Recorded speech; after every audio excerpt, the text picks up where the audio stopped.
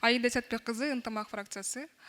Мен ошо президенттин өкүлчүнө кайрылат элем. Урматтуу Алмазбек Акунжанович, биз азыр айтып атпайбызбы? 12 жылдык билим берүү системасын өтөбүз депчи, ваучерный системаларды киргизебиз деп атабыз. Реформаны баштайбыз деп атабыз да. Ошол реформаны баштап, ошону башташ үчүн, өтүш үчүн биздин министрибиз кепилдик берип атат да, биздин өлкө ошого даяр депчи. Ошондон улам суроо пайда болуп атат да менде. Реформанын баштаардын алгачкы биринки кадамынан кылып, эмне себептен ошо биздин мектептерди инвентаризация кылган жерибиз жок. Бүгүнкү күндө биздин өлкөдө 2236 мектеп бар экен да. Ошонун баарын инвентаризация кылып, кайсыл мектеп аварийный состояниеда, кайсыл мектеп жарайт же жарабайт деп ошол ишти алып барсак, анан кийин реформаны баштасак туура болотпу деп ойлойм да.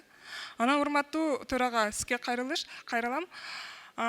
Протокольный поручение тапшырып койсоңуз, ошо мектеп боюнча полностью инвентаризация деп. Чоң рахмат. Рахмат, тиешелүү протокол тапшырма берилсин. Экинчи микрофон кайрыда.